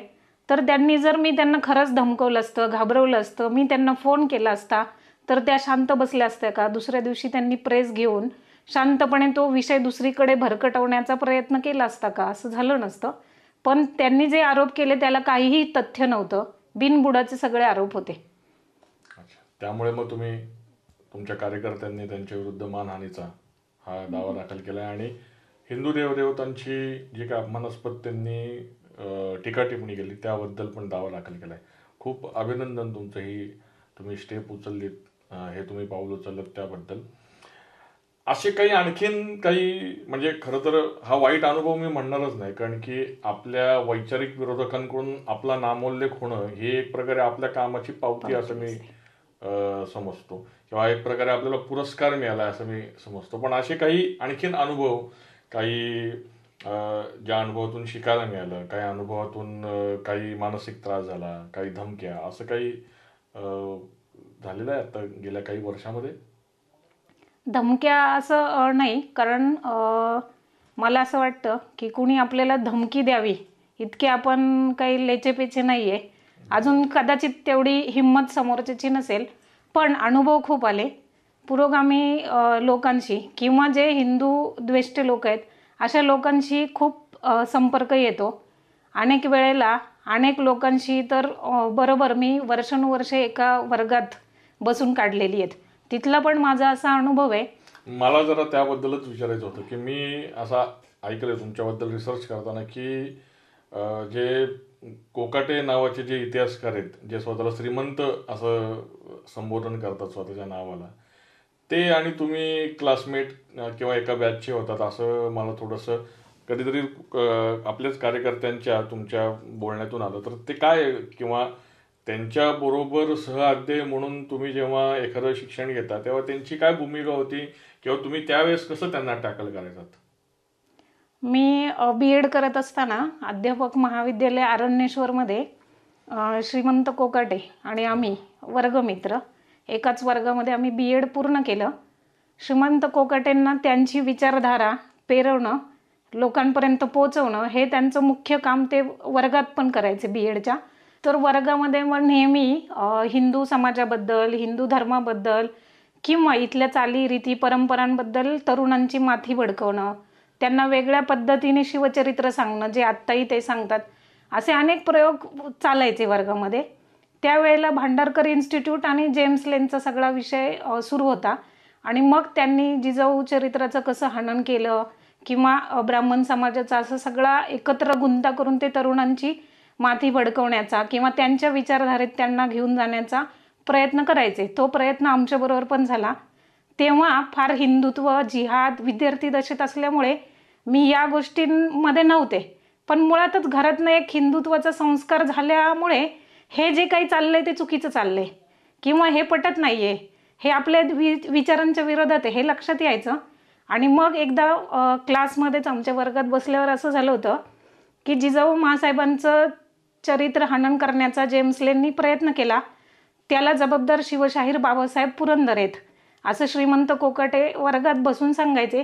ज्या ज्या वेळेला ऑफ पिरियड असायचा आमचा, शिक्षक वर्गावर येत नाही, त्यावेळेला वयाने मोठे असलेले, अनुभवाने मोठे इतिहासकार म्हणून स्टेज किंवा शाळेचं जे व्यासपीठ असायचं ते कोकाटे सरांच्याच ताब्यात असायचं आणि मग त्यांचे जे काही अजेंडे आहेत ते तिथे ते वर्गात राबवायचे. त्या जेम्स लेन आणि तो सगळा जो काही विषय झाला त्या विषयात मी आत्ता नाही जात, पण श्रीमंत कोकाटे ज्या पद्धतीने तरुणांची माथी भडकवायचे, त्यांच्या विचारांना एक वेगळी दिशा द्यायचे, त्यावेळेला हे चुकीचं काहीतरी घडतंय हे लक्षात आल्यावर मी वर्गात उठून त्याचा विरोध करायचे. आजही कोकाटे सरांशी माझे संबंध चांगले आहेत, बोलणं चालणं चांगले, पण वैचारिक मतभेद आहेत. आजही आमचे त्याच्यावरनं वाद होतात. त्यांचं असं नेहमी हिंदू धर्माच्या विरोधात किंवा त्यांची जी काही विचारधारा आहे ती तरुणांमध्ये पेरवण्याचं, त्या 200 विद्यार्थ्यांमधले अनेक लोक शिक्षक झाले. आज ते 200 शिक्षक, त्यातले समजा 100 शिक्षक आज नोकरीत असतील तर ते जर पुरोगामी विचार त्यांच्या विद्यार्थ्यांमध्ये पेरू लागले किंवा त्या विचारांची जर आत्ता समाजामध्ये रुजवण झाली तर ते आपल्याला किती महागात पडणार आहे. त्यातले माझे मित्रमैत्रिणी काही आजही त्यांच्या विचारांनी प्रभावित होऊन पुरोगामी विचारांचे बनलेत. आज त्यांच्याशी माझे संबंध खूप चांगले आहेत, पण त्यांची जी विचारधारा पक्की झाली आहे ती बदलणं खूप अवघड आहे. पण त्यावेळेला पूर्ण वर्गामध्ये उभं राहून त्यांचा विरोध करणं, त्यावेळेला ते एका शाळेचे मुख्याध्यापक होते. म्हणजे आम्ही विद्यार्थी दशेत असताना श्रीमंत कोकाटे एका शाळेचे मुख्याध्यापक होते. त्यांना उलट बोलणं किंवा त्यांच्या विरोधात कुणी जाणं शक्यच नव्हतं. वर्गात मी उठून त्यांना प्रश्न विचारायचे, जाब विचारायचे की तुम्ही शिक्षणाचा, आत्ता आपण BEd करतोय त्याचा आणि या गोष्टींचा काहीच संबंध नाहीये, पण त्यांचा अजेंडा होता की या तरुणांची माथी भडकवणं आणि त्यांना या हिंदू विचारांपासून परावृत्त करणं, चुकीचा खोटा इतिहास सांगणं. जो आत्ता ते म्हणतात की मी तर्कावर आधारलेला इतिहास लिहिला, तो तर्कावर आधारलेला इतिहास त्यांनी 2007 साली 200 विद्यार्थ्यांना माझ्यासमोर सांगितला. आत्ता त्यांनी त्यांचं स्टेटमेंट बदललं, पण त्यावेळेला त्या 200 विद्यार्थ्यांवरती जो काही संस्कार झाला, जे काही विचार बिंबवले गेले ते बदलले नाही जाणार, ते खोडले नाही जाणार. तर त्याच्या विरोधामध्ये तेव्हा पण विद्यार्थी दशेत असताना सुद्धा मी त्याचा विरोध करण्याचं धाडस केलं, कारण कुठेतरी मनामध्ये की हे जे चाललंय ना ते चुकीचं चाललंय, म्हणून नेहमी प्रतिकार करण्याची, चुकीच्या गोष्टींना विरोध करण्याची मुळात स्वभावातच ती गोष्ट असल्यामुळं मग समोर किती मोठा माणूस असो, तो काही सांगत असो, ते न ऐकून घेता आपलं म्हणणं किंवा विरोध करणं ही माझी स्वतःची नेहमी भूमिका राहिली आहे आणि ती कायम राहील. वा. पण त्यांना कधी तुम्ही असे संदर्भ मागितले नाहीत तेव्हा, किंवा तुम्ही जे म्हणताय त्याला संदर्भ काय, हे कुठल्या पुस्तकात समकालीन काही संदर्भ आहेत का, तुमची जी मांडणी त्या गोष्टीला, तुम्ही जे जातीगत विष कालवताय त्याला काही ऐतिहासिक पुरावे आहेत का, असे कधी त्यांनी सादर नाही केले 200 विद्यार्थ्यांना? जे ते जेव्हा सांगायचे एखादी गोष्ट समजावून तेव्हा त्यांनी ते सादर केले नाहीत? त्यांच्याकडे पुरावे असतात, ते त्यांच्याच विचारवंतांनी लिहिलेले, जसं की पुरुषोत्तम खेडेकरांनी लिहिलेले काही पुस्तकांचे दाखले देतात. त्यावेळेला आम्ही विद्यार्थी दशेत होतो, फार अभ्यास करायचो नाही किंवा आपला शाळेचा अभ्यास, कॉलेजचा अभ्यास तिथपर्यंत मर्यादित होतो. त्यावेळेला तरुणांना ते असे संदर्भ, असे दाखले, अशी पुस्तकं दाखवायचे किंवा बाबासाहेब पुरंदरेंनी जे काही शिवचरित्र लिहिलंय तर ते थोडं रंगवण्याच्या ह्याच्यामध्ये त्यांची भाषा, शब्द ते वेगळ्या पद्धतीने त्यांना समजावून सांगणं, वेगळ्या पद्धतीने त्याला एक अँगल देणं, असा ते प्रयत्न करायचे. आता ते म्हणतात की माझा इतिहास हा तर्कावर आधारलेला आहे, त्यांच्या इतिहासाला कुठलाही ऐतिहासिक आधार नाही, ते स्वतः मान्य करतात. आता कशामुळे त्यांच्यात हे परिवर्तन झालं असं वाटतं तुम्हाला, की 20 वर्षांपूर्वी जर का ते त्यांची भूमिकेवर ठाम होते आणि तुम्ही त्यांना विरोध केल्यानंतर देखील ते म्हणायचे मी माझ्या भूमिकेवर ठाम आहे, तर असं काय झालं असेल की असं वाटतं की आता त्यांनी त्यांचा स्टँड बदलला किंवा कबूल केलं की कुठलाही ऐतिहासिक पुरावा नाही आहे, हे मी तर्काने बोलत होतो? आता झालंय असं की ज्या गावची जत्रा त्याच गावच्या देवाचा उदय होत असतो आपल्याकडे. तर आत्ता सगळं वातावरण हिंदुत्वमय झालंय, अनेक राजकीय पक्ष सुद्धा हिंदुत्वाची भूमिका घ्यायला लागलेत आणि मग ह्या लोकांना ज्यांना हिंदुत्वाशी काही घेणं देणं नाही, छत्रपती शिवाजी महाराजांशी पण काही घेणं देणं नाहीये, फक्त महाराजांच्या नावावरती व्याख्यानं करणं, कार्यक्रम करणं आणि स्वतःची पोटं भरणं, पोळी भाजणं हा ज्यांचा उद्योग आहे, ते ज्या वेळेला प्रवाह चालतो त्या प्रवाहाच्या दिशेने चालणं आणि आपली स्वतःची पोळी भाजून घेणं किंवा सगळं तूप आपल्याच पोळीवर ओढून घेणं ही त्यांची मानसिकता आहे. मग आता काय, आपण हिंदुत्वाची भाषा बोलायला लागलो किंवा आपण हळूहळू हिंदुत्वादी व्हायला लागलो तर कुठेतरी आपल्याला काहीतरी लाभ मिळेल, कुठे काहीतरी राजकीय पद मिळेल, अशा अपेक्षेने आपोआप आपलं मतपरिवर्तन होतं. त्यांचा कुठल्याही मताशी, कुठल्याही स्वतःच्या स्टेटमेंटशी काही संबंध नसतो. चालू वेळेवरती प्रवाहाबरोबर वाहत राहणे, वाहत जाणे आणि जे मिळेल ते पत्रात पाडून घेणे. अच्छा, म्हणजे त्यांच्यामध्ये आलेलं हे तर्काच्या आधारे मी सगळी मांडणी केली होती, त्याला ऐतिहासिक संदर्भ नव्हता असं जे त्यांच्यामध्ये स्टेटमेंट आलं, ते स्टेटमेंट फक्त बदललेलं वातावरण याचा परिणाम आहे. त्याच्यात परत बदल होऊ शकतो. म्हणजे वातावरण बदललं की परत त्यांचं स्टेटमेंट बदलू शकतं. खरंय. मगाशी तुम्ही बोलताना असं म्हणालात की हा संघर्ष करणं आता स्वभाव बनलाय माझा आणि हा पुढेही कायमस्वरूपी मी संघर्ष करतच राहणार. तर असा संघर्षरत जीवन जगणं किंवा संघर्ष करण्याचा ओढा असणं आणि संघर्षापासून कधी दूर न जाणं, हा स्वभाव कसा, म्हणजे हा काही प्रसंग असे घडल्यामुळे स्वभाव बनला का अगदी आईच्या गर्भातूनच हा संस्कार तुम्ही धारण केलेला आहे? ह्याच्या पाठीमाग कशा रीतीने एवढा आक्रमक स्वभाव कसा काय बनला? जशी परिस्थिती असते आजूबाजूची तसं आपली जडणघडण होते किंवा आपण तसं बनत असतो. माझा सगळा प्रवास ग्रामीण भागातला आहे. म्हणजे मी लहानपणापासनं अगदी कॉलेजला जाईपर्यंत ग्रामीण भागात राहिले, वाढले. तर ग्रामीण भागात म्हणजे मी ज्या गावातून येते, वाडेबोलाई, तिथे 4थीपर्यंत शाळा होती. त्या शाळेमध्ये वर्गात माझ्या 1लीपासून 4थीपर्यंत 8 विद्यार्थी, त्याच्यात मी एकटी मुलगी होते. आणि मग मुलगी एकटी असल्यामुळं शिक्षकांची थोडी लाडकी म्हणून पहिल्या रांगेत पुढच्या जागेवर बसायचं, म्हणजे खालीच बसायचो आम्ही, पण पुढच्या ओळीत अगदी पुढचं हे माझं रिझर्व सीट होतं की इथे बसायचं. पण मग त्या बाकीच्या 7 मुलांना राग यायचा. मग तिथून नंतर माझा तालुक्याच्या गावी किंवा अन्य दुसऱ्या गावांमध्ये शाळेला प्रवास सुरू झाला. माझं 1लीपासून 4थीपर्यंत गावात शिक्षण झालं. 4थी नंतर थेऊर माझ्या गावापासून 14 किलोमीटर अंतर आहे, तिथं मी शाळेत जायला लागले. तर हे 7ही विद्यार्थी माझे भाऊच. ग्रामीण भागात आपण एका आडनावाची म्हणजे माझे भाऊ. तर हे सगळे आम्ही 8 जण एका शाळेमध्ये शिकायला लागलो. पण मुलांची अशी सवय असते की थोडंसं क्लास बुडवणं, थोडंसं उद्धटपणा करणं, त्यांना वाटेल त्या वेळेला थोडं फिरून येणं, लेक्चर्स बुडवणं, असं त्यांचा स्वभाव होता. कारण एक ग्रुप बनलेला. माझा असा स्वभाव होता की वर्गात बसायचं, आपण इतक्या लांबून शिक्षणासाठी येतोय. मग त्यांनी क्लास बुडवलेले मी घरी सांगणार आईला त्यांच्या की आज वर्गात नव्हता. का ती काही तक्रार करणं, चुगली करणं असं त्याचा मागचा हेतू नव्हता की हा इतका लांबून प्रवास करून जातोय पण वर्गात बसत नाही, आईला कळलं पाहिजे. मग ही 7ही मुलं काय करायची की आपलं नाव घरी सांगते ना, तर माझ्या प्रवासात असं होतं की 14 किलोमीटरमध्ये 12 किलोमीटर प्रवास करून गेल्यानंतर नदीच्या अलीकडे आम्ही सायकल लावायचो सगळेजण. आणि मग तिथून नदी पार करताना होडी, पंट, म्हणजे पूर्वी नावेसारखा एक छोटा पंट असायचा, त्यात बसून आम्ही पलीकडे जायचो. तिथून शाळेत जायचो. 2 किलोमीटर शाळा माझी पूर्ण जंगल होतं. हा, वाडेबोलाईपासून थेऊरला मी शाळेत जायचे. तर त्या नदीपासून तर कारखान्यापर्यंत, साखर कारखान्यापर्यंत मधला जो पॅसेज आहे ना, त्या पोर्शनमध्ये सगळीकडे जंगल आहे. तिथून शाळेतनं उतरलो म्हणजे अगदी नावेतनं उतरलं की पळत शाळेपर्यंत जायचं आणि पळतच तिथपर्यंत यायचं. शांतपणे चालत तुम्ही जाऊ शकत नाही, घनदाट जंगल होतं दोन्ही बाजूने. आणि मग या मुलांना अशी सवय लागली होती की आपण थोडंसं क्लास बुडवायचा. मग मी घरी सांगते म्हणून मग ते माझी सायकल पंक्चर करणं, अशा खोड्या काढणं असं सुरू झालं.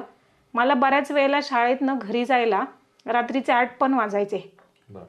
पण मग मला ती सवय लागली की आपल्याला हे संघर्ष केलं तर आपल्याला शिक्षण मिळणार आहे. मग मी रोज तो 14 किलोमीटरचा प्रवास शाळेत जाणं, 14 किलोमीटरचा प्रवास करून येणं. कधी उशीर झाला तर त्या नावेची एक वेळ ठरलेली होती की 10 ते 11 1 तास विद्यार्थी प्रवास करतात, त्याच वेळेला तो नाव चालवणार किंवा 4:15 ते 5:15 पर्यंतच तो नाव चालवणार आणि इतर वेळेला ती तिथेच काठाला बांधून ठेवलेली असायची. पण मग आपल्याला जायला कधी उशीर झाला तर तो नावाडी निघून जाणार. भिल्ल समाजाचे लोक ते काम करायचे, पण त्यांचा मासे विकण्याचा पण व्यवसाय असायचा. त्यामुळे मासे पकडले, मुलांना सोडलं की ते निघून जायचे. मग मी स्वतः आपल्याला नाव चालवता आली पाहिजे आपल्याला प्रवास करता आला पाहिजे, कारण नाव तिथेच असायची.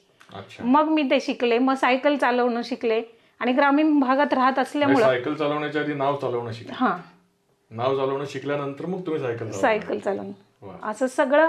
त्यानंतर मग ग्रामीण भागात राहत असल्यामुळं थोडंसं आईला मदत करणं, शेतात काम करणं, ट्रॅक्टर चालवणं, गाड्या चालवणं, हे लहानपणापासून मुलांमध्येच राहिल्यामुळे मुलं जे करतील ती गोष्ट, ती कामं करायला मला यूज टू होतं, सहज करता येत होतं. किंवा प्रत्येक वेळेला महिलांचं कसं असतं की हे मला जमेल का, मी करू शकेल का, ती भीती माझ्या मनात कधीच नाही आली. कारण मी नेहमी मुलांबरोबरच प्रवास केला, मुली माझ्यासोबत नव्हत्याच. त्यामुळे ते जे काही करतील ते सगळं मला जमतं, मला येतं, मला सहज शक्य आहे, अशी माझी सवय राहिली. आणि मग त्यानंतर कॉलेजला, म्हणजे मी अगदी वाडेबोल्लाईवरनं येरोड्यात मोजे कॉलेजला सकाळी 6च्या एसटीने प्रवास करून 3 वर्ष कॉलेज पूर्ण केलं, ग्रॅज्युएशन. त्यानंतर अनेक कुटुंबांमध्ये मी राहिले स्वतः, की 2-2 महिने इंटर्नशिप करायची तर यांच्याकडे राहा, नातेवाईकांकडे राहा. त्यामुळे अनेक घरातल्या संस्कृती, त्यांची परंपरा, त्यांच्या राहण्या वागण्याच्या सवयी, अशा बऱ्याच गोष्टी मला शिकता आल्या त्यांच्यामध्ये राहून. त्यामुळे मला कुठलीही गोष्ट करताना भीती वाटत नाही. आपण करून बघू, नाही जमली तर सोडून देऊ, पण जमत नाही असं काही नसतं. आपण अनेक कौशल्य प्रयत्नांनी शिकू शकतो. त्यामुळे भीती वाटणं, कुणीतरी आपल्याला त्रास देईल, आणि मला सुदैवाने कधी त्रास झाला पण नाही. हे छोटे मोठे त्रास सोडले तर मला कुणीतरी त्रास दिलाय, माझ्यावर कुणी हल्ला केलाय, आक्रमण केलंय, असं काही नाहीये. पण आपण संघर्ष करत राहिलं पाहिजे नेहमी. आणि मग शिक्षणासाठी संघर्ष सुरू झाला म्हणून मी शिक्षण सोडलं नाही आजपर्यंत पण. म्हणून मग MA BEd करणं, MSW करणं, परत पुढच्या वर्षी काहीतरी ॲडमिशन घेणं, कीर्तन शिकणं, हा माझा प्रवास त्यातनं सुरू झाला. खूप छान वाटलं हे सगळं, तुमचे हे सगळे अनुभव ऐकून. आता आपण या एपिसोडच्या शेवटच्या भागाकडे येऊयात.